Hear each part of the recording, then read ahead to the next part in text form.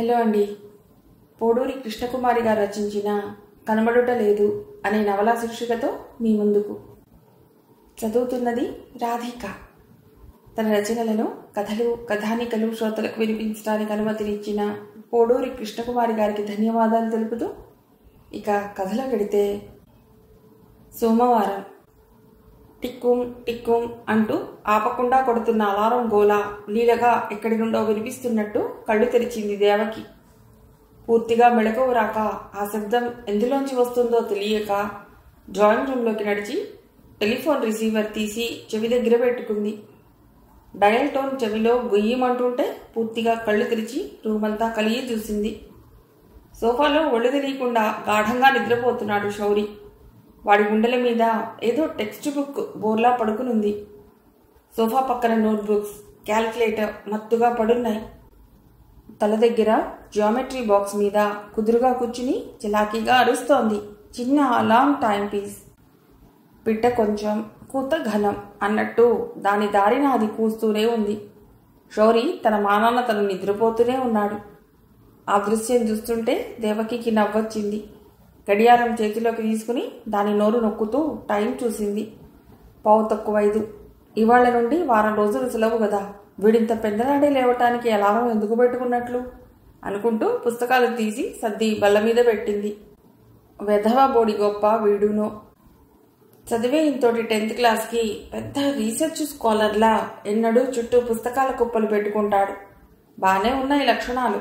మురిపెంగా కొడుక్కేసి చూస్తూ భుజం మీద మెల్లిగా తట్టింది. శౌరి కళ్ళు తెరిచి అయోమయంగా చూశాడు. దేవకి గడియారం కనబడేలా ఎత్తి పట్టుకుంది. అప్పుడే ఎదైపోయిందా, అమ్మో తయారవ్వాలి అంటూ చంగున లేచి కూర్చుని ఒళ్ళు విరుచుకున్నాడు శౌరి. ఇవాటి నుండి సెలవులన్నావు కదా, ఎందుకింత పొద్దున్నే లేవటం అంది దేవకి. అందరికీ హాలిడేసే, మా 10th వాళ్ళకి మాత్రం స్పెషల్ కోచింగ్ క్లాస్కి పెడుతున్నారు. 7 స్కూల్లో ఉండాలి, 9 వదిలేస్తారు. సోఫాలోంచి దూకి మొహం కడుక్కోవటానికి పరుగు పెట్టాడు. ముసిముసిగా నవ్వుకుంటూ వంటింట్లోకి నడిచింది దేవకి. కొడుకుని చూసుకోవటానికి 2 కళ్ళు చాలవనిపిస్తుంటుంది దేవకికి. అందంగా నూనుగు మీసాల నూతన యవ్వనంతో వెలిగిపోతూ ఎదుగుతున్న కొడుకును చూసే కొద్దీ గర్వంతో హృదయం నిండిపోతూ ఉంటుంది ఆమెకు. శౌరి మొహం కడుక్కుని వచ్చేసరికి వేడివేడి పాలు గ్లాస్ నిండా పోసి అందించింది. శరీరం ఇంకాసేపు పడుకోమని చాలని నిద్ర వల్ల భారంగా వెనక్కి లాగుతున్నా ఇంకో అరగంటలో ఇలాగూ లేవవలసిందే, ఇప్పుడు ఇక పడుకోవటం ఎందుకు అనుకుంటూ దినచర్య ప్రారంభించింది. అలా చాలా మామూలుగా మొదలైన ఆ రోజు అంత మామూలుగానూ గడిచి గతంలో కలిసిపోలేదు. తరువాత వరుసగా కొన్ని రోజుల పాటు భరించలేని మనోవేదనతో నలిగిపోవటానికి ఆ రోజే నాంది అవుతుందని ఆ ఇంట్లో ఎవ్వరూ అనుకోలేదు. మన శౌరికి ఎలాగైనా చదువు మీద భలే శ్రద్ధ. ఇంకో 5-6 ఏళ్ల పాటు వాడి మనస్సు మారకుండా ఇలాగే శ్రద్ధగా చదువుకుంటే వాడి కెరీర్ సెటిల్ అయిపోయి మన బాధ్యత సగం తీరిపోతుంది అంది దేవకి తన భర్త వాసుతో. వేడివేడి సాంబార్, ఇడ్లీ రుచులు మౌనంగా ఆస్వాదిస్తున్న వాసు కట్టు కట్టు అని కొంటెగా నవ్వాడు. ఏమిటి కట్టడం, సాంబార్ ఏమన్నా పైత్యం చేసిందా అంది దేవకి ఉడుక్కుంటూ. గాల్లో మేడలోయ్, ఇంకా పిల్లవాడు 10th క్లాస్ 6 నెలల పరీక్షలైనా రాశాడో లేదో, నువ్వేమో వాడు గొప్పగా చదివేసి గొప్పగా సెటిల్ అయిపోవటం గురించి మాట్లాడేస్తున్నావు. గాల్లో మెడలు కాకపోతే మరేమిటి అంటూ మళ్లీ నవ్వాడు వాసు. నేనేం గొప్పగా అనటం లేదు, అయినా ఏమిటి ఆ మాత్రం మన పిల్లల గురించి మనం ఏమీ ఆలోచించకూడదా? మీకసలు పిల్లల మీద శ్రద్ధ లేదు. వాడు చక్కగా బుద్ధిగా చదువుకుంటున్నాడు కాబట్టి ఇక ముందు కూడా అలాగే చదివితే బాగుండునని ఆశించటం కూడా తప్పేనా? అన్నిటికీ వేళాకోళమైనా ఆయాసపడుతూ కోపంగా అంది దేవకి. తప్పైపోయింది తెలుగు లెక్చరర్ గారు. ఏదో మొగుణ్ణి కదా కాస్త సరసాలాడదాం అనుకున్నా. ఎంతటి సరసాన్నైనా విరసంగా మార్చేయగల వాగ్వివాద శిఖామణివి నువ్వు అని మర్చిపోయాను. నోరా వీపుకి దెబ్బలు తేకే అని మా బామ్మ సామెత చెప్తుండేది. ఆ సామెతనే నా జీవితానికి గైడింగ్ ప్రిన్సిపల్గా చేసుకుని జీవిస్తాలే ఇక నుండి. ప్రస్తుతానికి క్షమించేసి ఇంకో 2 ఇడ్లీలు వేయి. నన్ను తెలుగు లెక్చరర్ అని వేళాకోళం చేస్తారు కానీ నన్ను మించి లెక్చర్లు ఇస్తారు మీరు. వాగ్వివాద శిఖామణి అంటూ సమాసం బాగానే వేశారు. పొద్దున్నే నా మాటలు గాల్లో మేడలంటూ ఇరిటేట్ చేశారు కానీ సమాసం మాత్రం బాగా కుదిరింది. చూసారా, మీరు నన్ను హేళన చేసినా నేను మీ మాటల్లో కూడా కాస్తో పూస్తో అందం ఉందని మెచ్చుకుంటున్నాను. That is positive thinking. నాలాగా పాజిటివ్గా ఆలోచించడం నేర్చుకోండి. మాది వాస్తవంగా ఆలోచించే జాతిలే. సత్యానికి రోజులు కావని తెలిసిననుకో. అయినా ఉడుకు మొత్తనంతో గుర్రుగురుమని చూస్తున్న దేవకి కేసి చూస్తూ పక్కపక్క నవ్వేశాడు వాసు. దేవకి కూడా నవ్వొచ్చింది. తను కూడా వాసు నవ్వుతో శృతి కలిపింది. అమ్మయ్యా, నవ్వేశావు కదా. మరి నేను సమాసం బాగానే వేసినందుకు బహుమానం ఏమిస్తావు? ఏం కావాలి? జన్మకో శివరాత్రిలా మన వైవాహిక జన్మ మొత్తానికి ఒక్కరోజు వ్యాకరణ దోషాలు లేకుండా మాట్లాడినందుకు ఏం కావాలి? సమాసం బాగా వేసినందుకు సమోసాలు చేసి పెట్టు, నేను సాయంత్రం ఇంటికి వచ్చేసరికి. Okay, granted. హుషారుగా ఇల వేసుకుంటూ స్కూటర్తో తుర్రుమన్నాడు వాసు. 9 దాటిపోయింది. ఈ పిల్ల ఇంకా నిద్రలేవలేదేమిటి? బాగా బద్ధకం అలవాటైపోయింది ఈ నాన్న కుర్చీకి అనుకుంటూ కూతురు భావనను లేపటానికి పిల్లల గదిలోకి వెళ్ళింది దేవకి. అప్పటికే స్నానం చేసి నీటుగా తయారై అద్దం ముందు నిలబడి బొట్టు పెట్టుకుంటున్న భావనను చూసేసరికి సంతోషంతో పొంగిపోయింది దేవకి మనస్సు. ఎలాగైనా నా పిల్లలు ముత్యాలు రత్నాలు అనుకుని మురిసిపోయింది. మళ్ళీ వెంటనే అమ్మో, ఆ మాట పొరపాటునైనా పైకి అన్నానంటే ఆయన గారు వాస్తవం చూడు అంటూ ఏదో పుల్లవిరుపు మాట అంటారు అనుకుంది. ఏమిటే సెలవుల్లో కూడా యమ అర్జెంటుగా తయారైపోతున్నావు అంది భావన జుట్టు సవరిస్తూ. నువ్వేగా అమ్మా చెప్పావు, సెలవులే కదా అని బద్ధకం పెంచుకోకూడదు, స్కూలు ఉన్నప్పుడు లేనప్పుడు కూడా పొద్దున్నే నీట్గా తయారవ్వాలని, అందుకే అంది భావన తల్లిని చేతులతో చుట్టేస్తూ. నా తల్లి, ఎంత గౌరవమే నా మాట అంటే నమ్మేస్తాననుకుంటున్నావా? ఏదో ఉంది సంగతి, ఎందుకీ కాక నవ్వుతూ అంది. పోమ్మా, నీ మాట విన్నా కూడా నీకు అనుమానమే. పో, అయితే నేను మళ్ళీ ముసుగు తన్నేసి పడుకుంటా. బుంగమూతి పెట్టింది. లేదు లేవే, ఏదో హాస్యానికి అన్నాను. ఇప్పుడు ఇంకా అలిగి మంచం ఎక్కకు. పద, టిఫిన్ తినేసి పుస్తకాలు తిరిగేద్దువు గాని. భావన చేతులు పట్టుకుని నడిపించుకుంటూ డైనింగ్ టేబుల్ దగ్గరికి వెళ్ళింది దేవకి. బ్రేక్ఫాస్ట్ కార్యక్రమం అయ్యాక వంట పనిలో మునిగిపోయింది. పిల్లలకి వారం రోజులు సెలవులంటే వాళ్ళకి టైం పాస్కి చిరుతిండి కావాలి. చేగోడి లాంటివి ఏవైనా చెయ్యాలి. స్వీట్ కూడా ఏవైనా చేస్తే ఇంట్లో అందరికీ కాలక్షేపం. భావన, స్వీట్ ఏవైనా చేద్దాం అనుకుంటున్నాను, ఏం చేయమంటావు అని ముందు గదిలో కూర్చుని చదువుకుంటున్న భావనకి వినబడేలా కేక పెట్టింది. గులాబ్ జామ్ ఠకీమని జవాబొచ్చింది. భావనని నిద్రలో లేపడిగినా అదే సమాధానం వస్తుంది. నవ్వుకుంది దేవకి. ఇంతలో తను సాయంత్రానికి సమోసాలు చేసి ఉంచుతానని భర్తకిచ్చిన మాట గుర్తుకొచ్చింది. ఇక ఈ వేళ ఈ వంటింటి సామ్రాజ్యం బాధ్యతల నుండి నేను బయటపడేసరికి సాయంత్రం 4 దాటుతుంది.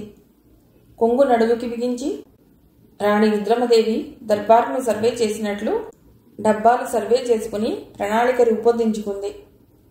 ఇష్టంగా కాపురం చేసి ఇంట్లో అందరికీ ఇష్టురాలైన ఇల్లాలికి ఇల్లు వంటిల్లు మహాసామ్రాజ్యం అవుతుంది. ఇల్లాలు మహారాణి అవుతుంది. ఆ ఇష్టం లోపించిన చోట మాత్రం ఇల్లే జైలు.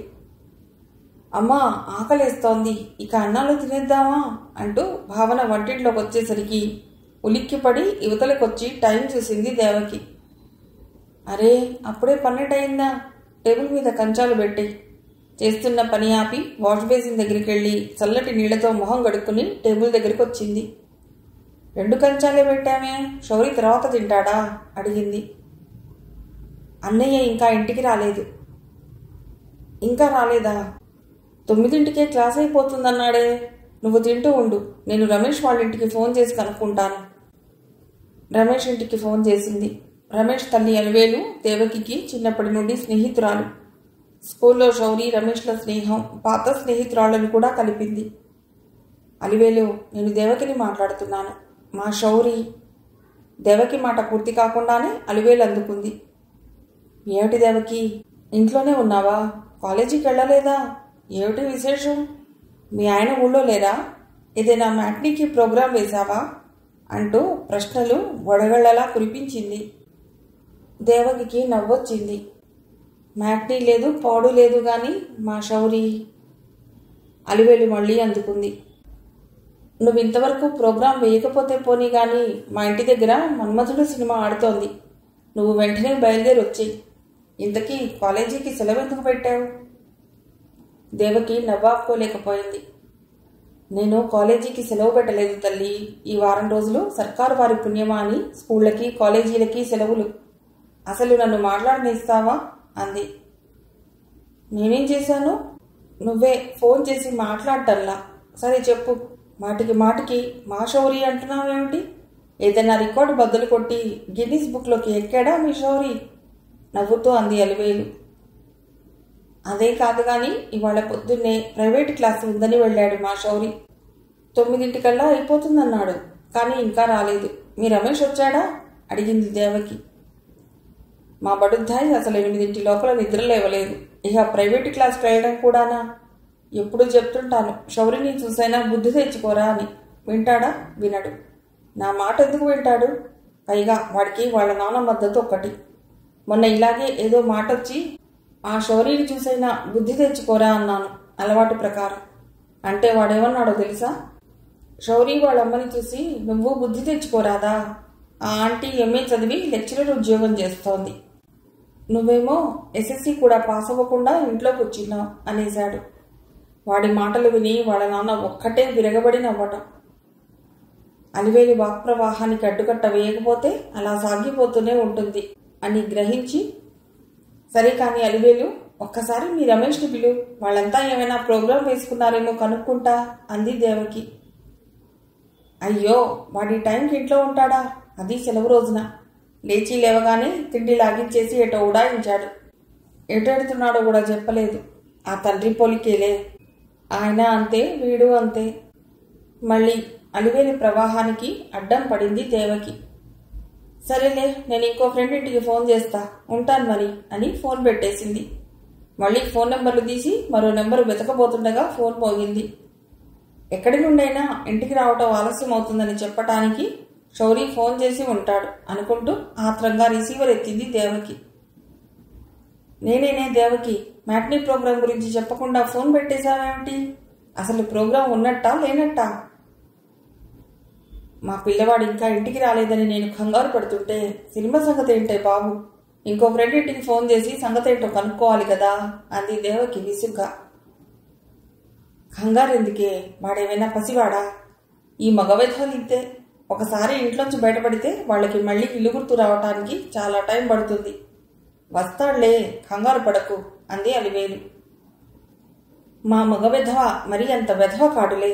ఇంటికి రావటం ఆలస్యమైతే ఎక్కడి నుండైనా ఫోన్ చేసే రకం అంటూ ఫోన్ పెట్టేసింది దేవకి. ఫోన్ బుక్ తిప్పుతూ భావన దగ్గరికి వెళ్ళి, డాడీ ఫోన్ నంబర్ లేవో, అన్న ఫ్రెండ్స్ ఫోన్ నంబర్ లేవో నాకు తెలియటం లేదు, కాస్త చూడవే అంది. భావన ఎడం చేత్తో పుస్తకం అందుకుని మూసి టేబుల్ మీద పెట్టేసింది. ముందు నువ్వు కూడా అన్నం తినే, తర్వాత చూద్దాం అసలు క్లాస్ పూర్తయిందో లేదో. 7 మొదలైన క్లాసు ఇప్పటిదాకా నడుస్తూనే ఉంటుందా? నువ్వు మరీ చెప్తావు. కాదమ్మా, అనుకోకుండా వేరే టీచర్లు ఎవరైనా కూడా క్లాస్ తీసుకుంటున్నారేమో. వాడు మనకు ఫోన్ చేయాలన్నా ముందు క్లాస్లోంచి బయటపడాలి కదా. భావన మాట కూడా నిజమే అనుకుంది దేవకి.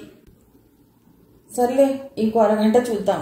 అప్పటికి రాకపోతే అప్పుడు మొదలెడదాం వాడి ఫ్రెండ్స్కి ఫోన్ చేయటం అంటూ తను కూడా భోజనానికి కూర్చుంది. తను చాలా చిన్న విషయానికి ఓవర్ రియాక్ట్ అవుతుందేమో అనుకుంది. అన్యమనస్కంగా 4 మెతుకులు తిని చేయి కడిగేసుకుంది. భావన వెళ్ళి ఫోన్ దగ్గర కూర్చుని ఏవో నెంబర్లు డయల్ చేసింది. ఒక నెంబర్లో అవతలి వాళ్ళు పలికినట్లున్నారు. విషయం చెప్పింది. ఓ, ఇంకా రాలేదా అని పెట్టేసింది. అమ్మా, రాహుల్ కూడా ఇంకా ఇంటికి రాలేదుట, ఫోన్ చేయలేదుట, వాళ్ళమ్మ చెప్పింది అంది. సరేలే, నేనే అనవసరంగా వరీ అవుతున్నానేమో. 2:30కి మళ్ళీ ఒకసారి రాహుల్కి ఫోన్ చెయ్యి అంది దేవకి వంటింటి వైపు నడుస్తూ. అప్పటికి కూడా అన్నయ్య రాకపోతేనో అంది భావన. చిటుక్కున ఆగింది దేవకి. అవును, అప్పటి వరకు కూడా వాడు రాడని ఎందుకు అనుకున్నాను? చిచి, ఇవాళ నాకు అసలు బుర్ర పని చేయటం లేదు అనుకుంటూ వంటింట్లో పని మొదలుపెట్టింది. పని ముగించుకుని మొహం కడుక్కుని టైం చూసింది దేవకి. సరిగ్గా 3 గంటలయింది. భావన ఎవరితోనో ఫోన్లో మాట్లాడుతోంది. వీడు ఇంకా రాలేదే అనుకుంటూ సోఫాలో నడుము వాల్చి కళ్ళు మూసుకుంది.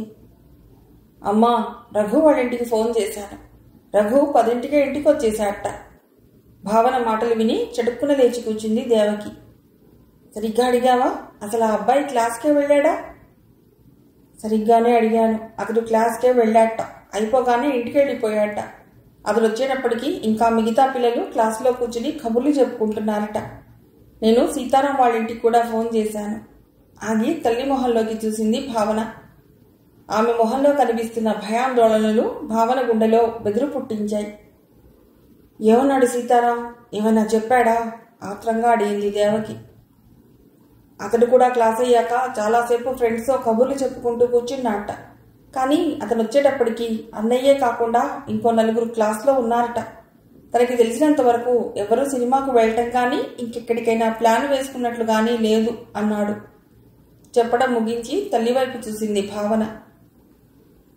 ఇదేమిటి ఇలా జరుగుతోంది? వాడికి ఏమైనా యాక్సిడెంట్ అయ్యి ఎక్కడన్నా పడిపోయాడేమో అన్న ఆలోచనతో దేవకి గుండె దడదడలాడింది. దిక్కుతోచనట్టు స్తబ్దుగా కూర్చుండిపోయింది. అమ్మా, డాడీకి ఫోన్ చేయనా?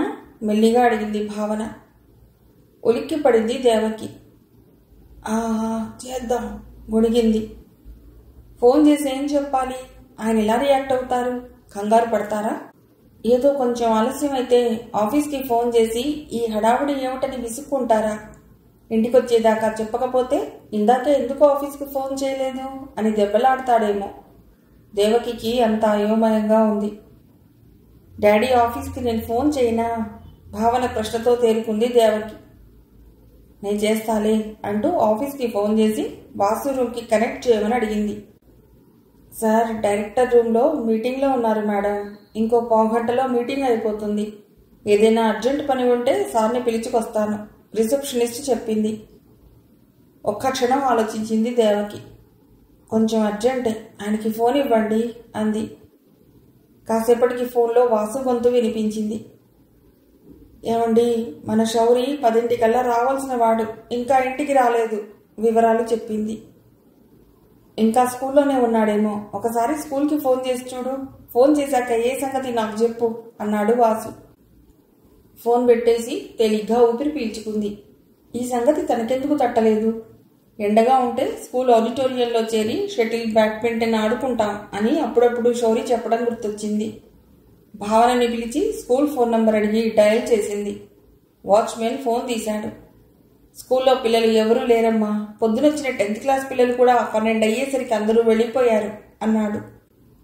ఆడిటోరియంలో ఆడుకుంటున్నారేమో, చూసి కొంచెం అర్థించింది దేవకి. నేను అక్కడి నుండే వస్తున్నాను మేడం, ఎవరూ ఉన్నట్లు లేదు. అయినా ఇంకొకసారి చూస్తా, లైన్లో ఉండండి అన్నాడు వాచ్మెన్. కాసేపు అయ్యాక ఎవరూ లేరండి ఆడిటోరియంలో అన్నాడు. నిరాశగా ఫోన్ పెట్టేసి కాసేపు కుర్చీలో కూర్చుండిపోయింది. నెమ్మదిగా ఆఫీస్ నెంబర్ నొక్కి వాసుకి సమాచారం అందించింది. నేను వచ్చేస్తున్నానులే, కంగారు పడకు, ఇంకా వాడి ఫ్రెండ్స్ని ఎంక్వైరీ చేద్దాం అన్నాడు వాసు. భావన, దేవకి నిశ్శబ్దంగా కూర్చుండిపోయారు. ఏం మాట్లాడాలో ఇద్దరికీ తెలియలేదు. ఆందోళనతో అస్పష్టమైన ఆలోచనలు కందిరీగల్లా ముసురుకుంటున్నాయి. ఆ మౌనంలో మోగిన ఫోన్ శబ్దానికి ఇద్దరూ ఉలిక్కిపడ్డారు. అసంకల్పితంగా చెయ్యి చాచి ఫోన్ అందుకుంది. ఏం దేవకి, మీ శౌరి వచ్చాడా? అలివేలు గొంతు వినిపించింది ఫోన్లో. రాలేదు అలివేలు. తన్నుకొస్తున్న ఏడుపుతో దేవకి గొంతు వణికింది. కంగారు పడకే తల్లి, వస్తాళ్లే. ఇదివరకెప్పుడు ఇలా చేయలేదు కాబట్టి కంగారుగా ఉంది నీకు. పిల్లలు ఎదుగుతున్న కొద్దీ అలవాట్లు మారుతుంటాయి. ఏ మ్యాట్నీకో పోయుంటాడు. మా ఆయన ఇంటికి రాగానే మేమిద్దరం కలిసి వస్తాం. ఆ పాటికి పిల్లవాడు తిరిగి వస్తాడులే. నువ్వు ఏడ్చేసి ఇంట్లో అందరినీ కంగారు పెట్టకు, ధైర్యంగా ఉండు. నేను సాయంత్రం వస్తాలే అని ఫోన్ పెట్టేసింది. దేవకి అప్పుడున్న స్థితిలో అలివేలు ఇంకొంచెంసేపు మాట్లాడితే బాగుండుననిపించింది. అంతకుముందు అలివేలు మాటలాపితే బాగుండునని విసుక్కున్న సంగతి దేవకి మర్చిపోయింది. తర్వాత 5ంటికి ఒకసారి, 7ంటికి ఒకసారి వాసు ఫోన్ చేసి శౌరి వచ్చాడో లేదో కనుక్కున్నాడు. రాలేదని చెప్పింది దేవకి. వాసు ఇల్లు చేరేసరికి రాత్రి 8 అయ్యింది. అతనితో పాటు ఇన్స్పెక్టర్ పంతులు కూడా లోపలికి వచ్చాడు. వాసు, పంతులు చిన్ననాటి స్నేహితులు. నేను స్కూల్కి వెళ్ళి ప్రైవేట్ క్లాస్ పెట్టిన మాస్టర్ ఇంటి అడ్రస్ కనుక్కుని అతడి ఇంటికి వెళ్ళాను. ఇవాళ అతడి క్లాస్ అటెండ్ అయిన మిగతా అబ్బాయిల పేర్లు తెలుసుకుని మళ్ళీ స్కూల్కి వెళ్ళి ప్రిన్సిపాల్ని కలుసుకున్నాను. ఆయన రిజిస్టర్లు తీసి ఆ అబ్బాయిల అడ్రస్లు, ఫోన్ నెంబర్లు ఇచ్చారు. తర్వాత మన పంతులు ఇంటికి వెళ్ళి సంగతి చెప్పాను. అతడు ఇవాల్టి వరకు లీవ్లో ఉన్నట్ట. రేపు జాయిన్ అవుతున్నట్ట. నాకు దొరికిన ఫోన్ నెంబర్లకి బయట నుండే ఫోన్ చేశాను. పెద్దగా ఏ సమాచారమూ తెలియలేదు చెప్పి నిట్టూర్చాడు వాసు. మరి పోలీస్ కంప్లైంట్ ఇచ్చారా? అడిగింది దేవకి. సాధారణంగా తప్పిపోయి 24 గంటలైతే గాని ఏ కంప్లైంట్ రిజిస్టర్ చేసుకోము. రేపటిదాకా చూద్దాం. నేను రేపు డ్యూటీలో జాయిన్ అవుతాను కదా, అఫీషియల్గా రేపు కంప్లైంట్ నమోదు చేద్దాం. అసలు ఈలోపు శౌర్య ఇంటికి వచ్చేస్తాడు. లెట్ us హోప్ సో అన్నాడు పంతులు. ఇంతలో హడావుడిగా అలివేలు లోపలికి వచ్చింది. ఆమె వెనకే ఆమె భర్త శంకరం కూడా లోపలికి వచ్చాడు. శౌర్య వచ్చాడా దేవకి? మా రమేష్ కూడా రాలేదు. చెప్పకుండా ఏ మ్యాట్నీకో చెక్కేయటం వాడికి అలవాటే. అందుకే నేనంత కంగారు పడలేదు. కానీ ఫోనైనా చేయకుండా ఇంతసేపు ఉండిపోవడం ఇవాళ్లే. నాకు కొంచెం భయంగానే ఉంది బాబు. మేము ఇక్కడికి వచ్చేసరికి వాడక్కడ ఫోన్ చేస్తాడేమోనని మా అత్తగారికి మీ ఫోన్ నంబర్ ఇచ్చి వాడిని ఇక్కడికి ఫోన్ చేయమని చెప్పమని చెప్పొచ్చాం అంది గుక్క తిప్పుకోకుండా అలివేలు. శంకరానికి ఇన్స్పెక్టర్ పంతుల్ని పరిచయం చేశాడు వాసు. అప్పుడే పోలీస్ కంప్లైంట్ చేయడం కూడా అయిందా? అడిగాడు శంకరం. ఇంకా లేదు, కంప్లైంట్ రేపటిదాకా చూసి అప్పుడు ఇస్తాం అన్నాడు వాసు. చాలాసార్లు పేరెంట్స్ పిల్లలు 1 గంట కనబడకుండా పోతే చాలు కంగారు పడిపోయి పోలీసులను ఆశ్రయిస్తారు. ఒక్కోసారి ఆ పిల్లలు వాళ్ళింట్లోనే ఏదో మూల నిద్రపోతూ కనిపిస్తారు. అందుకే మేము వెయిట్ చేస్తాం. ఇప్పుడు మన శౌర్య విషయంలో అలా కాదనుకోండి, మరి చిన్నపిల్లల విషయంలో అలా చాలాసార్లు జరుగుతుంటుంది. 2 రోజుల క్రితమే నేనున్న ఇంటి దగ్గర ఒక తమాషా సంఘటన జరిగింది. మా వీధి మొదట్లో ఒక ట్రావెల్ ఏజెన్సీ ఉంది.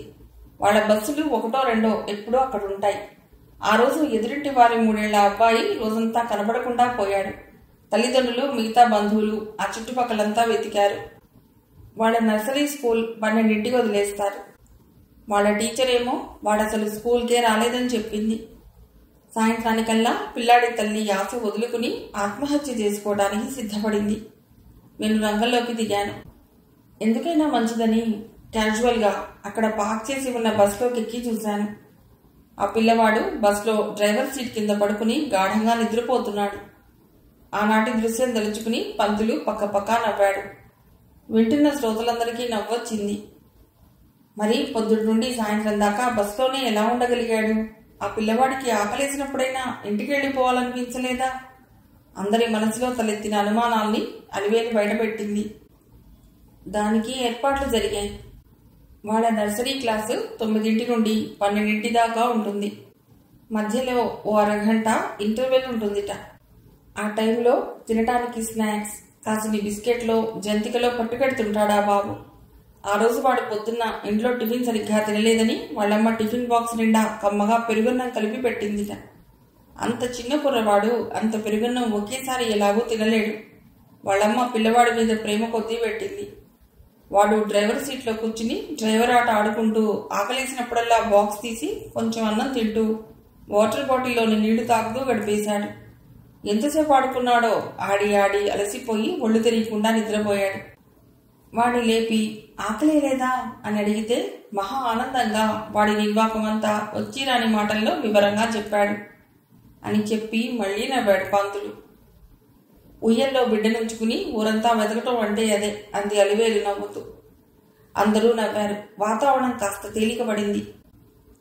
మన పంతులు ఇవాళ ఇక్కడే భోంచేస్తాడు దేవకి. అభ్యంతరం చెప్పక పంతులు, ఇంటికెళ్ళి ఏం వండుకుంటాం అన్నాడు వాసు. ఇన్స్పెక్టర్ పంతులు ఆ జన్మ బ్రహ్మచారి. పంతులన్నయ్య గారికి మన ఇంట్లో మొహమాట పడవలసిన అవసరం లేదులేండి. అలివేలు, మీరు ఉండిపోండి, అందరం ఇక్కడే భోజనం చేద్దాం. కాస్త ఒకళ్ళకొకళ్ళు తోడు రిక్వెస్ట్ చేసింది దేవకి. అభ్యంతరం చెప్పబోయింది అలివేలు. ఉందాం అలివేలు, ఆవిడ చెప్పినట్టు ఒకళ్ళకొకళ్ళం కాస్త ఓదార్పు. మన వాడొస్తే మనకెలాగో ఫోన్ వస్తుంది. వీళ్ళబ్బాయి వస్తే మన రమేష్ గురించి ఏమైనా వివరాలు చెప్తాడేమో.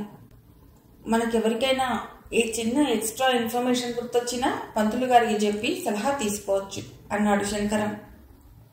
అందరికీ భోజనాలు సిద్ధం చేయడానికి వంటింట్లోకి నడిచింది దేవకి. ఆమె వెనకే అలివేలు, భావన కూడా వంటింట్లోకి వచ్చారు. ముగ్గురు కలిసి అరగంటలో సింపుల్గా వంట ముగించి టేబుల్ మీద సర్దేశారు. మధ్యాహ్నం చేసిన సమోసాలు అందరి ప్లేట్లలో వడ్డిస్తుంటే మా శౌరి గురించి మేమిద్దరం వాదించుకున్నాం పొద్దున్నే. ఆ వాదన ఫలితమే ఈ సమోసాలు అంటూ పొద్దున వాడిద్దరి మధ్యన జరిగిన వాగ్వివాదం అందరికీ చెప్పాడు వాసు. మా అన్నయ్యకి కూడా సమోసాలంటే చాలా ఇష్టం అంది భావన. అందరి మనసులు బరువెక్కాయి. దేవకి కళ్ళు ఆర్ద్రం అయ్యాయి.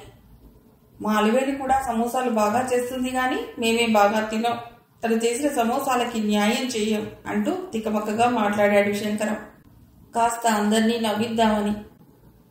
అతడు అన్నదేమిటో పూర్తిగా అర్థమయ్యేలోపే అలివేలు మూతి తిప్పుకుని, సర్లేండి సంబరం, నేను సమోసాలు బాగా చేయనన్న సంగతి చెప్పడానికి అంత చుట్టూ తిప్పి తికమకగా చెప్పనక్కర్లేదు, డైరెక్ట్గానే చెప్పొచ్చు అంది. అదేమిటాయ్, తప్పు మా అందరిది అన్నా కూడా కోపమేనా? శంకర్ అంటుంటే అందరూ నవ్వేశారు. భోజనాలు అవుతుండగా అలివేలు అంది, ఇందాక ఇన్స్పెక్టర్ గారు చెప్పిన పిల్లవాడి సంగతి లాంటిదే మా చుట్టాల్లో కూడా జరిగింది. మా కజిన్, దాని కూతురు కలిసి ముగ్గురు మనవల్ని వేసుకుని హైదరాబాద్లో పెద్ద సూపర్ మార్కెట్కి దేనికో వెళ్లారట. పెద్దవాళ్ళిద్దరూ 3 అంతస్తుల షాపింగ్ అంతా కలియదిరిగి పెన్ను దగ్గర నుండి పట్టు చీరల దాకా షాపింగ్ చేసేస్తున్నారట. వీళ్ల వెనకే పిల్లలు తిరుగుతున్నారట. బిల్లు పే చేయడానికి కౌంటర్ దగ్గర క్యూలో నిలబడి తల్లి కూతుళ్ళు కబుర్లలో పడి మాట్లాడుకుంటున్నారు. పిల్లలు వీళ్ల దగ్గరే ఆడుకుంటున్నారట. బిల్లు పే చేసి ప్యాకెట్లన్నీ తీసుకుని ఇవతలకు వచ్చేసరికి 2 పిల్లలున్నారట. 3వ వాడు కనిపించలేదట. కంగారు పడుతూ గేట్ దగ్గర వాచ్మెన్ అడిగితే, ఇప్పుడే 5 ఏళ్ల బాబు ఇక్కడికి వచ్చి ఏడుస్తూ నించుంటే నేనే ఆటో ఎక్కించి పంపాను అన్నట్ట. వీళ్ళు భయపడిపోయారట. అదేంటి, కుర్రవాడొక్కడు ఏడుస్తూ కనబడితే లోపల ఎవరి తాలూకో కనుక్కోవలసిన అవసరం లేదా అని వాచ్మెన్ని తీసుకుని మేనేజర్ దగ్గరికి వెళ్లారట. అతడు కూడా అదే మాట అడిగితే, మీ పెద్దోళ్ళు ఏరని అడిగాను సారు, ఆ బాబు వెళ్ళిపోయారని చెప్పాడు సారు అన్నట్ట వాచ్మెన్. కాకపోతే వాచ్మెన్ అంత స్టూపిడ్గా ఉన్నా తీసుకెళ్లిన ఆటో వాడికి మాత్రం కాస్త బుర్ర ఉందిట. ఆటో వాడేమో వాచ్మెన్తో, ఈ బాబుని నేను హబ్సీ కూడా తీసుకెళ్తాను, అక్కడ ఇల్లు చూపించలేకపోతే మళ్ళీ వచ్చి నీకే అప్పచెప్తాను. ఈలోగా ఎవరైనా వచ్చి అడిగితే ఇదిగో నా పేరు, ఆటో నెంబర్ నోట్ చేసుకో అని వాచ్మెన్ డైరీలో రాయించాట. వాచ్మెన్ అవన్నీ చూపించాట. దాంతో ఆ మేనేజర్, మరేం పర్వాలేదమ్మా, ఆటో వాడిని మనం ట్రేస్ చేయొచ్చు అని ధైర్యం చెప్పి, ఎందుకైనా మంచిది, ఈ పాటికి ఇల్లు చేరాడేమో, ఒకసారి ఫోన్ చేసి కనుక్కోండి అన్నట్ట. ఫోన్ చేసేసరికి పిల్లవాడు ఇల్లు గుర్తుపట్టి ఆటో వాడికి చూపించి క్షేమంగా చేరాడని ఇంట్లో వాళ్ళు చెప్పారట. కథ సుఖాంతమైనందుకు ఆనంద భాష్పాలు కురిపించుకుంటూ మిగతా 2 పిల్లల్ని తీసుకుని తల్లి కూతుళ్ళు ఇల్లు చేరారట. అదృష్టం కొద్దీ పిల్లవాడు చిన్నవాడైనా ఇంటి అడ్రస్ చెప్పగలగటం, ఆటోవాడు కూడా మంచివాడవటం వల్ల కలిసొచ్చింది అంది అలివేలు. ఇందాక పంతులు చెప్పిన బస్సు బాబు, ఇప్పుడు మీరు చెప్పిన మీ కజిన్ మనవడు నిజం చెప్పాలంటే ఎలిమెంట్ ఆఫ్ లక్, కొంత అదృష్టం కలిసి రావటం వల్ల తమ వాళ్ళకి దక్కారు. అలా కాకుండా ఈ పిల్లలిద్దరూ ఏ చైల్డ్ లిఫ్టర్స్ చేతిలోనో పడుంటే ఈ కథలు చాలా విషాదకరమైన మలుపులు తిరిగి ఉండేవి అన్నాడు వాసు. అందరూ అంగీకరించారు. అంతేకాక మీరు చెప్పిన మీ అక్క మనవడి విషయంలో సూపర్ మార్కెట్ వాచ్మెన్ చాలా తెలివి తక్కువగా వ్యవహరించాడు. మన వాళ్ళు వెస్టర్న్ స్టైల్లో సూపర్ మార్కెట్లు, షాపింగ్ కాంప్లెక్స్లు కట్టిపడేస్తున్నారు. కానీ సెక్యూరిటీ స్టాఫ్కి సరైన శిక్షణ ఇవ్వటం లేదు. ఏ సిచ్యుయేషన్లో ఏ నిర్ణయం తీసుకోవాలన్న విషయంలో క్లియర్ కట్గా ఇన్స్ట్రక్షన్స్, ప్రాపర్ ట్రైనింగ్ ఇవ్వాలి. లేకపోతే ఇలాగే అవకతవకలు జరుగుతుంటాయి. మీ కజిన్ వాళ్ళైనా సూపర్ మార్కెట్ మేనేజ్మెంట్ మీద ఒత్తిడి తెచ్చి ఆ వాచ్మెన్ సస్పెన్షన్ లాంటి చిన్న పనిష్మెంట్ అయినా ఇచ్చేలా చేసుండాలి. అలా చేస్తే మిగతా స్టాఫ్కి కూడా వార్నింగ్లా ఉండేది అన్నాడు పంతులు. ఏదో పిల్లాడు దొరికాడు అంతే చాలన్న సంతోషంతో ఉంటారు. అప్పట్లో అంతకంటే ఆలోచించి ఉండరు అన్నాడు శంకరం. అదే మన వాళ్లలో జరిగేదేదో జరిగిపోయిందిలే అన్నట్టు ప్రవర్తించడం వల్లే చాలా మంది నేరస్తులకు వాళ్ళు చేసిన నేరం ఏమిటో వాళ్ళకి అసలు అవగాహన లేకుండానే తప్పించుకుని తిరుగుతున్నారు. యాక్సిడెంట్ల విషయమే తీసుకోండి. డ్రైవర్ నిర్లక్ష్యం వల్ల నడిచేవాడి ప్రాణం పోయినా సరే ఈ డ్రైవర్కి శిక్ష పడితే మాత్రం పోయిన మనవాడి ప్రాణం తిరిగి వస్తుందా అన్నంత వేదాంత ధోరణి చూపిస్తారు. మన వాడిలాగూ పోయాడు, ఈ డ్రైవర్ పొట్టగొట్టి వాడి పెళ్ళాం పిల్లల ఉసురు మనకెందుకు అనుకుంటారు. కానీ ఒక్క కేర్లెస్ డ్రైవర్కి శిక్ష పడితే చాలు, చాలామంది డ్రైవర్లకు బుద్ధి వస్తుంది. ఎన్నో ప్రాణాలు సేవ్ అవుతాయి అన్నాడు పంతులు ఆవేశంగా. అవును, నేను ఇందాకటి నుండి అడగడం మర్చిపోయాను. మీ శౌరి కానీ మీ రమేష్ కానీ గ్రాండ్ పేరెంట్స్ ఎవరింటికైనా వెళ్లారేమో చెక్ చేసి కనుక్కున్నారా అని అడిగాడు పంతులు. మిగతా అందరూ ఒకరి మొహాలు ఒకరు చూసుకున్నారు. మా వాళ్ళెవ్వరూ ఈ ఊళ్ళో లేరు. మా పేరెంట్స్ రాజమండ్రిలోనూ, దేవకి పేరెంట్స్ భీమవరంలోనూ ఉన్నారు. మా వాడు అలా చెప్పా పెట్టకుండా ఉన్నట్టుండి రైలెక్కేసి ఊరెళ్ళిపోతాడని నేను అనుకోను అన్నాడు వాసు. పిల్లల మనసులో ఏముంటుందో తెలుసుకోవడం కష్టం. పైకి బాగానే ఉన్నా మనసులో పేరెంట్స్ మీద ఏదో కోపం పెట్టుకుని బామ్మ తాతయ్యల దగ్గరికి చెక్కేసి సాధించే పిల్లల కేసులు నాకు తెలుసు. అందుకని ఒకసారి వాడక్కడికి వెళ్ళాడో లేదో ఫోన్ చేసి కన్ఫర్మ్ చేసుకోవటం మంచిది అన్నాడు పంతులు. వాళ్ళందరూ వయసు మళ్ళిన వాళ్ళు. ఇప్పుడు 10:30 కావస్తోంది. ఈ వేళప్పుడు ఫోన్ చేసి శౌరి అక్కడికి వచ్చాడా అని అడిగితే హడలిపోతారు, తట్టుకోలేరు. ఎనీథింగ్ మే హ్యాపెన్ అన్నాడు వాసు.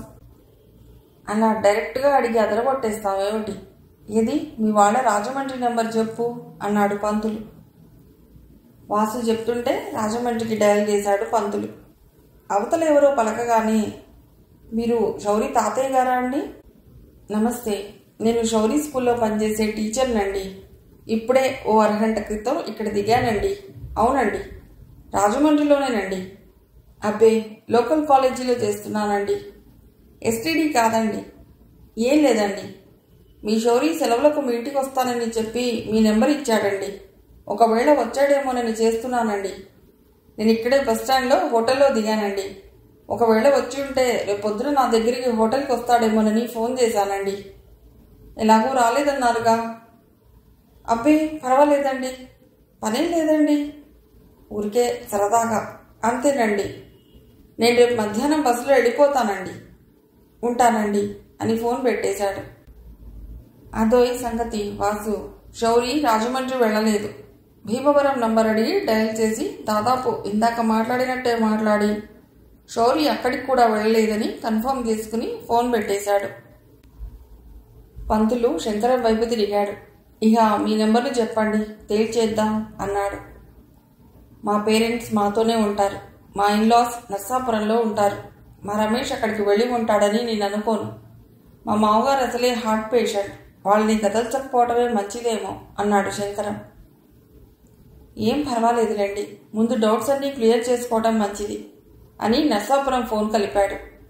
అంతకుముందు చెప్పినట్టే తను రమేష్ టీచర్నని చెప్పి రమేష్ అక్కడికి రాలేదని తేల్చేశాడు పంతులు. ఇహ మీ పిల్లలు క్లోజ్గా ఉండే చుట్టాలు ఎవరైనా ఉంటే, అంటే మేనమామలు, చిన్నాన్నలు వగేరా చుట్టాలు అన్నమాట, వాళ్ళకి మీరు రేపు ఫోన్ చేసి కనుక్కోండి. ఇక ఈ రాత్రికి ఇంతకంటే ఏమీ చేయలేం అని చెప్పాడు. శంకరం ఇంటికి ఫోన్ చేసి ఆ రాత్రికి తాము వాసి ఇంట్లోనే ఉంటామని చెప్పి రమేష్ విషయం ఇంకా ఏమీ తేలలేదని చెప్పాడు. దేవకి లేచి వెళ్ళి పిల్లల గదిలో మగవాళ్లు ముగ్గురికి పక్కలు ఏర్పాటు చేసి వచ్చింది. నువ్వు, నేను, భావన మా బెడ్రూమ్లో పడుకుందామే అని చెప్పింది అలివేలితో. కానీ ఎవరికీ పడుకోవాలనిపించలేదు. ఎవరి ఆలోచనల్లో వాళ్ళున్నా అందరి మధ్య ఉండటమే వాళ్ళకి బాగున్నట్లు అనిపించింది.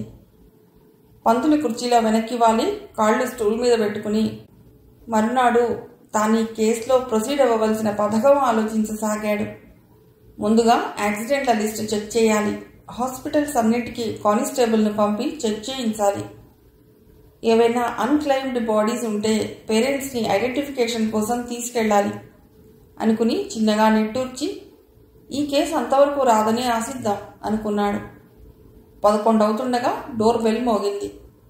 అందరూ ఉలిక్కి పడ్డారు. దేవకి చెంగున లేచి తలుపు తెరవబోయింది.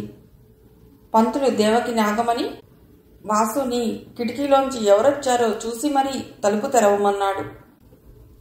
వాసు బయట లైట్ వేసి కిటికీలోంచి చూశాడు. సన్నగా పీలగా ఓ కుర్రాడు నిలబడి ఉన్నాడు. ఎవరు బాబు, ఎవరు కావాలి అడిగాడు వాసు. నేను నేను లాయర్ జనార్దన్ రావు గారి మనవడినండి. నా పేరు సత్యం అండి. మా రమణ సాయి పొద్దుటి నుండి ఇంటికి రాలేదండి. మీ శౌరికి ఏమైనా తెలిసినేమోనని కనుక్కుని రమ్మంది మా అత్తయ్య. అందుకొచ్చానండి. మీ శౌరి లేచే ఉన్నాడా, నిద్రపోతున్నాడా అన్నాడా కుర్రవాడు కనబడినంత మేర లోపలికి చూస్తూ. అందరూ ఒక్కసారి ఎలర్ట్ అయ్యారు. మరో 2 పిల్లలు మిస్సింగా? వాసుని తలుపు తెరవమన్నట్లు సైగ చేశాడు పంతులు.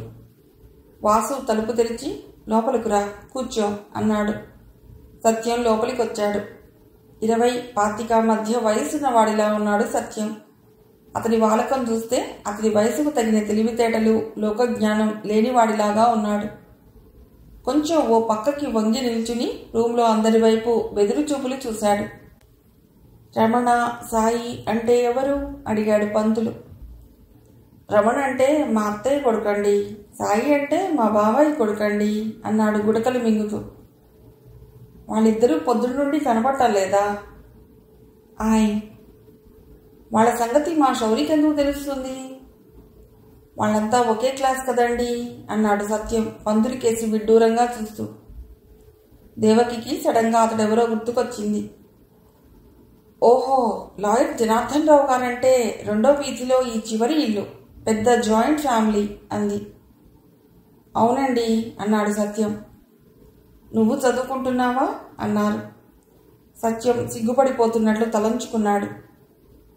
కూర్చోబోయ్, మరీ అంత మొహమాట పడుతున్నావేమిటి అని పంతులు గద్దించేసరికి పక్కనే ఉన్న స్టూల్ మీద చటుక్కున కూర్చున్నాడు సత్యం. ఇప్పుడు చెప్పు, మీ సాయి రమణ ఎన్నింటికి బయటికి వెళ్ళారు? పొద్దున్న 10 అన్నాలు తీసి వెళ్ళారండి. ఇప్పటి వరకు ఇంటికి రాలేదు. 10కా? మరి వాళ్ళకి వేళ 7ంటికి క్లాస్ ఉందిగా, వాళ్ళు దానికి వెళ్ళలేదా అడిగాడు పంతులు. క్లాస్ ఉందా? అలా పొద్దున్నే ఎక్కడికి వెళ్ళినట్లు లేరండి.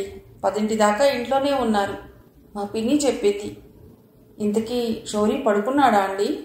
నేను రేపు పొద్దున వస్తానండి అని లేచాడు సత్యం. అది సరే, మీ వాళ్ళ కోసం ఎక్కడెక్కడ వెతికావు? ఎన్నింటి నుండి వెతుకుతున్నావు?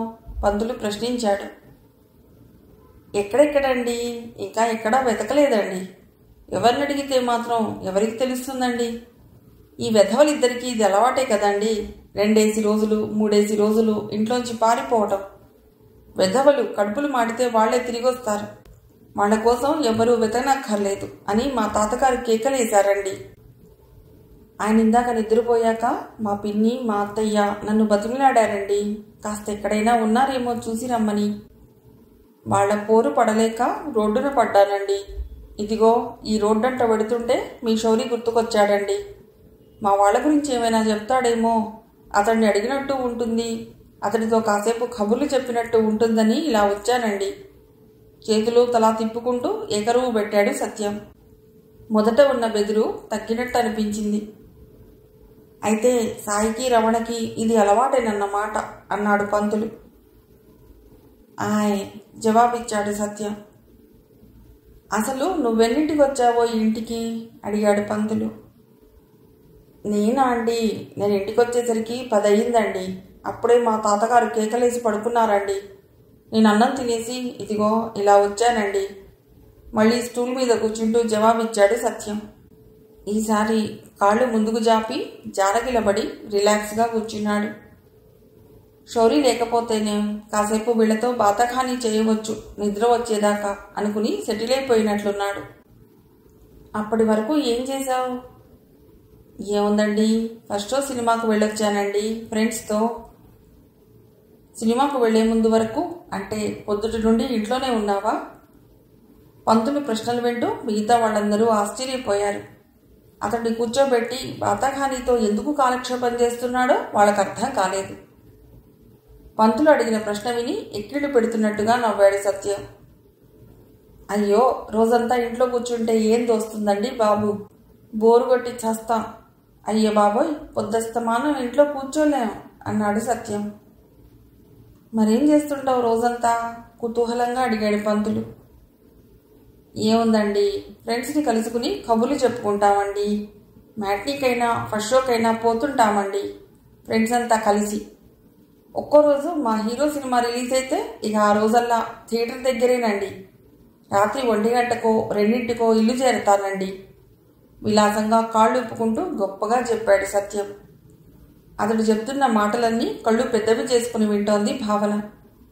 రోజంతా ఇంకే పని లేకుండా, ఓ చదువు సంధ్య లేకుండా కబుర్లు చెప్పుకుంటూ సినిమాలు చూసుకుంటూ కాలక్షేపం చేసేవాళ్ళు ఉంటారని నమ్మలేకపోతోంది భావన. మిగిలిన పెద్దవాళ్ల పరిస్థితి అలాగే ఉంది. ఎవరో మీ హీరో నవ్వుతూ అడిగాడు పంతులు. ఇంకెవరండి? చిరంజీవి. మా చిరంజీవి ముందు ఇప్పటి కుర్ర యాక్టర్లందరూ దండగేనండి. మా హీరో సినిమాలు రిలీజ్ కావటం లేదు ఇప్పుడు. ఆయన కొడుకును తీసుకొస్తాడేమోనని చూస్తున్నామండి అభిమానులం అందరం గర్వంగా చెప్పాడు. అందరికీ సత్యం సీరియస్గా గర్వంగా అలా చెప్తుంటే బాగా నవ్వొచ్చింది. వాళ్ళంతా ఎందుకు నవ్వుతున్నారో అర్థం కాలేదు సత్యానికి. అందరితో కలిసి నవ్వటం మాత్రం నవ్వేశాడు. సరే కానీ మీ ఇంట్లో ఎవరెవరు ఉంటారు? ప్రశ్నల రూటు మార్చి అడిగాడు పంతులు. మా తాతగారు బామ్మగారు నండి. మా నాన్నగారు, అమ్మ, నేను, మా తమ్ముడు. మా అక్కకి 6 ఏళ్ల కిందటే పెళ్ళైపోయిందండి. దానికి 2 పిల్లలండి. ఏలూరులో ఉంటారండి. సరే, మా పిన్ని, బాబాయ్, సాయిబాబు, వాడి చెల్లి పాపాయి నండి. ఎందుకండి ఇలా అడుగుతున్నారు? మరి మీ అత్తయ్య ఎక్కడుంటారు? సత్యం ప్రశ్నకు జవాబు చెప్పకుండా మళ్ళీ అడిగాడు పంతులు. మా పక్కిల్లేనండి మా అత్తయ్యది. వేరే ఇల్లన్న మాటే గాని మా ఇంటితో కలిసిపోయే ఉంటుందండి. మా రమణ తండ్రి పిల్లవాడిగా ఉన్నప్పుడే వాళ్ళ నాన్నగారు పోయారు కదండి. మరంచేత కాస్త ఆవిడికి సాయంగా ఉన్నట్లుంటుందని చెప్పి అలా ఏర్పాటు చేశారన్నమాట అండి మా తాతగారు. పైగా రమణ పైన మా అత్తకి ఇంకో కూతురు ఉందండి, జ్ఞానాంబ. అది కొంచెం మెంటల్ కదండి. దాన్ని కాస్త జాగ్రత్తగా చూసుకోవాలి కదండి. అందుకే అందరూ కలిసి ఉండాలని అలా ఏర్పాటు చేశారండి తాతగారు. అడగకపోయినా చాలా సమాచారం అందించాడు సత్యం. మెంటలా? కుతూహలంగా అడిగాడు పంతులు. జ్ఞానాంబ నాకు తెలుసు. ఏమీ మాట్లాడకుండా ఏదో దిగులుగా తనలో తానే ఏదో లోకంలో ఉన్నట్లుగా ఉంటుంది. అప్పుడప్పుడు చాలాసేపు ఏడుస్తూ ఉంటుంది. మామూలు మూడ్లో ఉన్నప్పుడు పలుకరిస్తే చాలా బాగా మాట్లాడుతుంది. అంతకు మించి పిచ్చి చేష్టలేం చేయదు. ఆ పిల్లకి 8 ఏళ్ల వయస్సులోనే తండ్రి ఆత్మహత్య చేసుకుని పోయాట. దూలానికి వేళ్లాడుతున్న తండ్రి శవాన్ని మొదట ఆ పిల్లే చూసిందిట. అప్పటి నుండి అలా అయిపోయిందని వాళ్ళమ్మ చెప్తూ ఉంటుంది. తనకు తెలిసిన సమాచారం అందించింది దేవకి. అవునండి, మా బామ్మ కూడా అదే చెప్తూ ఉంటుంది. అలా చెప్తూ దాన్ని నన్ను పెళ్లి చేసుకోమంటుందండి. దాని తండ్రి దాని పేరున కూడా బోలెడాస్తి వదిలిపోయాడు. దాని మెళ్ళో తాళి కట్టి కడుపులో పెట్టుకు చూసుకుంటే ఆ ఆస్తంతా నీకే దక్కుతుంది నాయనా అంటుందండి మా బామ్మ. ఏమోనండి, మరి ఆలోచించాలి అంటూ నవ్వుతూ అందరి మొహాల్లోకి చూశాడు.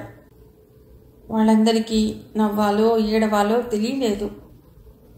మిగిలిన కథ తర్వాతి భాగంలో.